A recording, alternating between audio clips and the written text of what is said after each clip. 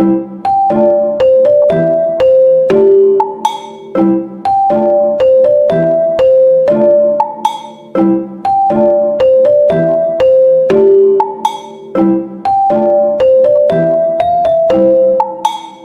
Guys, welcome to my YouTube channel. क्या हाल है आप सबका? उम्मीद करती हूँ आप सब लोग खैरियत से होंगे। बिफोर स्टार्टिंग माय ब्लॉग, जो लोग मेरे चैनल पर न्यू हैं प्लीज़ लाइक और सब्सक्राइब ज़रूर कीजिए।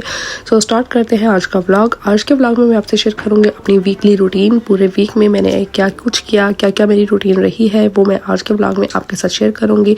सो स्टार्ट किया है मैंने यहाँ पर ब्यूटीफुल वेदर के साथ। बारिश हुई थी बहुत ज़्यादा और इतना ठंडा मौसम हो गया था। जापान में गर्मी तो अब स्टार्ट हो ही चुकी है, लेकिन साथ साथ हर दूसरे तीसरे दिन जो है वो बारिश हो जाती है।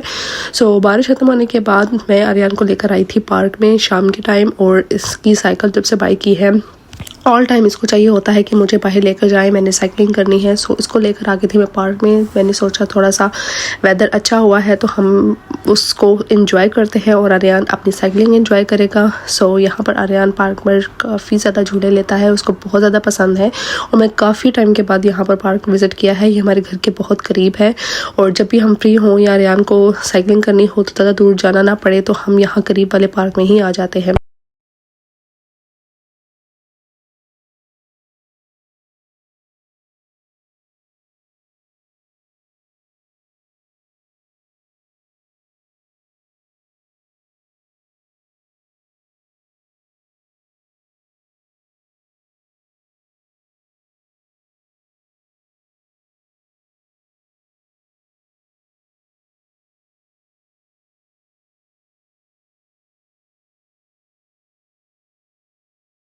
गाइस, बारिश के बाद इतना प्यारा व्यू हो जाता है। पार्क में भी हर चीज़ इतनी प्यारी लग रही थी, नीट एंड क्लीन, हरी भरी, और इतना अच्छा लग रहा था कि बता नहीं सकती। सो यहाँ पर वापसी पर आते हुए मुझे रास्ते में फूल नज़र आए। सो उनको भी मैंने वीडियो बना ली। बहुत प्यारे खिले खिले फूल गुलाब के लग रहे थे और काफ़ी टाइम के बाद नज़र आते हैं क्योंकि स्प्रिंग सीज़न गुजरा है।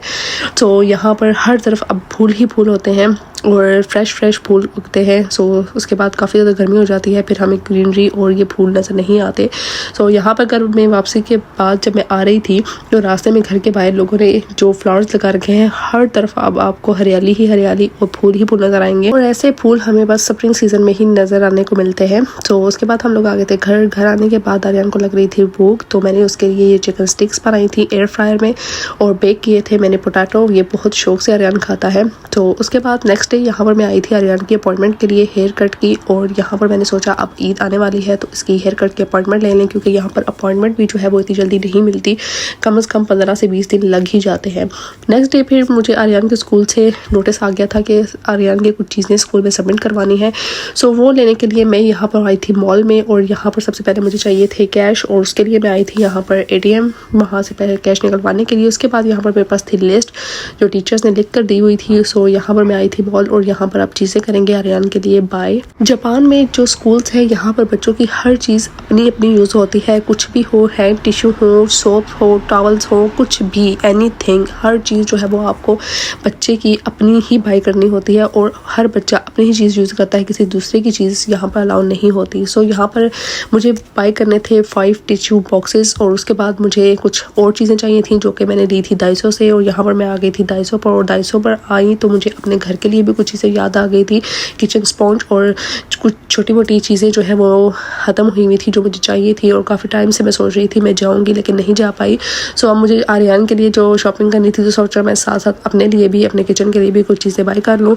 सो यहाँ पर मुझे एक डस्ट क्लॉथ चाहिए था, मुझे रिफिल बॉटल्स चाहिए थी, पेपर टिश्यू चाहिए थे, और यहाँ पर फिर मैंने वो चीज़ें जो जो लिस्ट में थी वो मैंने सारी बाय की, और लास्ट पर मैंने लिया था जूस। और उसके बाद मैं आ गई थी सेकंड फ्लोर पर। यहाँ पर मुझे जो चीज़ें ऊपर वाले दाइसों से नहीं मिल रही थी वो मैंने नीचे वाले से आकर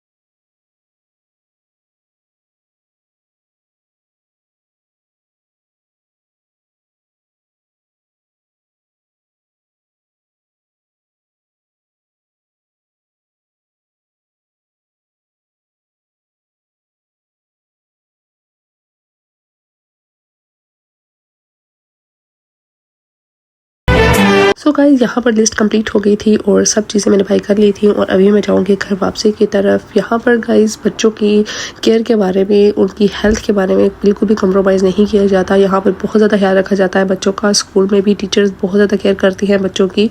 एक तो एक दूसरे की चीज़ें यूज़ नहीं करते, क्लास में हर चीज़ अपनी अपनी यूज़ होती है। उसके बाद आपको हर उनकी क्लीनिंग का, हर चीज़ का उन्होंने प्रॉपर ख्याल रखना होता है। और ये चीज़ मुझे यहाँ की बहुत अच्छी लगती है कि बच्चों में इतना ज़्यादा डिसिप्लिन डाल दिया जाता है कि बच्चे अपना काम खुद करते हैं और उनको अपनी अपनी चीज़ों के बारे में खुद से पता होता है।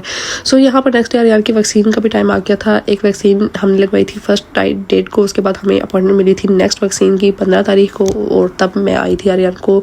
सुबह मैं 9 बजे की अपॉइंटमेंट थी, मैंने आर्यन को वैक्सीन लगवाई। उसके बाद यहाँ पर उसको एज अ गिफ्ट स्टिकर्स दिए थे कॉपी पर पेस्ट करने के लिए। बच्चे काफ़ी ज़्यादा खुशी से पेस्ट करते हैं।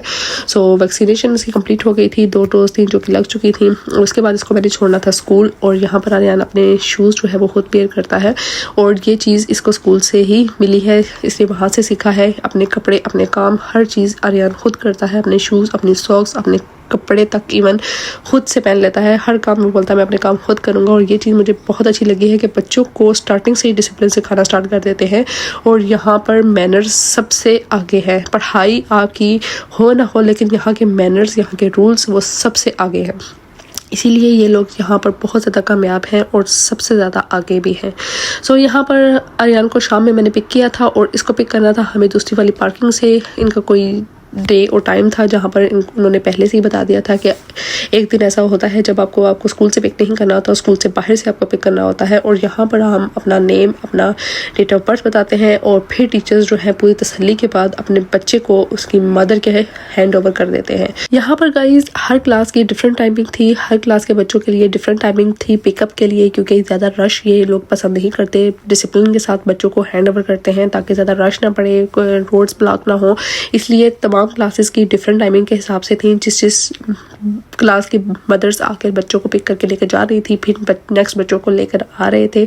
इस तरह स्टेप बाय स्टेप ये रूल्स के मुताबिक अपने काम जो है वो सर अंजाम देते हैं। सो ये गाइस, इसके बाद हम लोग आ गए थे घर और घर आने के बाद यहाँ पर सबसे पहला काम इसको यही याद आया था कि मुझे तो सुबह स्टिकर्स मिले थे वो मैंने पेस्ट करने हैं। सो यहाँ पर ये स्टिकर्स लेकर बैठ गया।